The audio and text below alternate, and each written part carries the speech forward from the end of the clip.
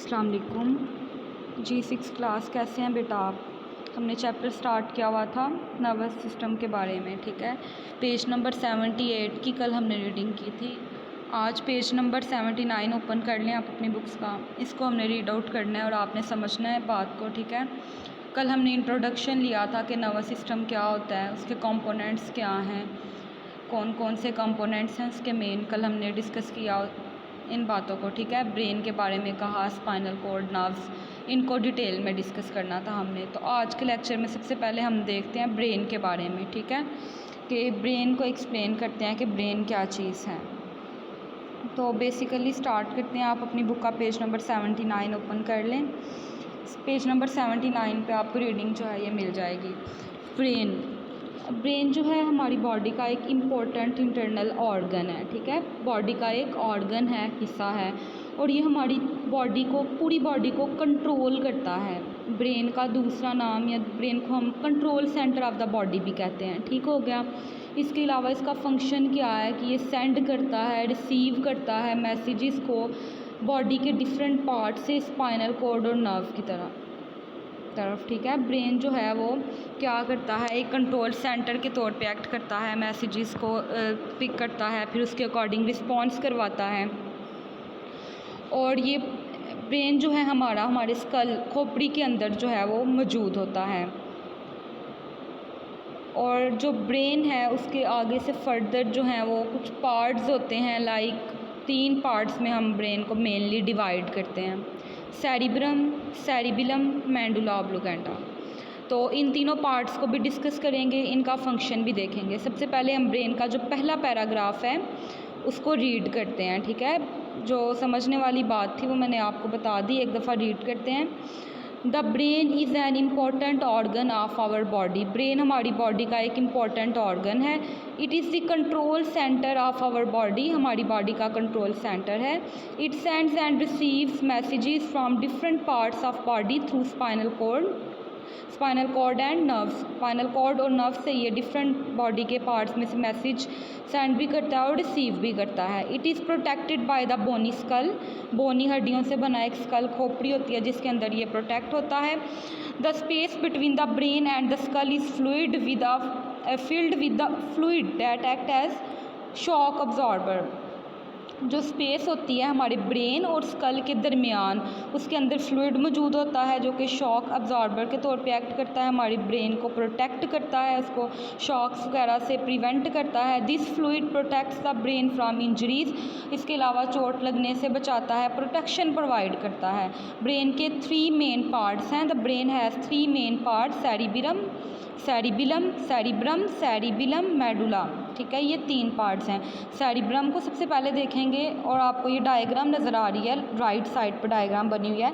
सबसे ऊपर वाला जो पार्ट है वो सेरिब्रम है, उसके बाद नीचे आपको नज़र आ रहा है सेरिबिलम, और एंड वाला पार्ट मेडुला कहलाता है।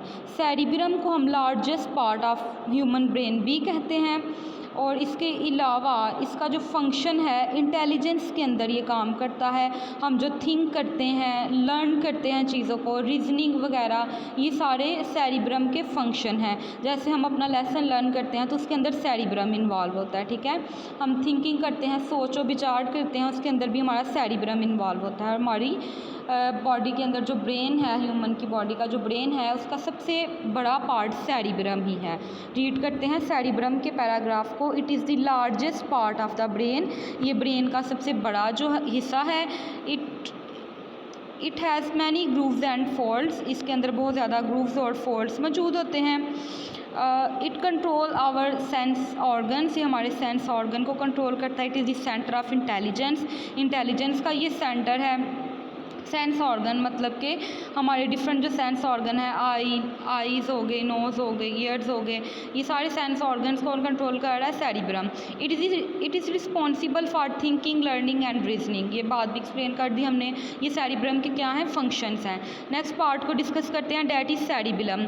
ये बिलो प्रेजेंट होता है, सेरिब्रम के नीचे सेरिबिलम प्रेजेंट होगा। इसका फंक्शन होता है, इसका मेन फंक्शन है कि ये मूवमेंट के अंदर इन्वॉल्व होता है।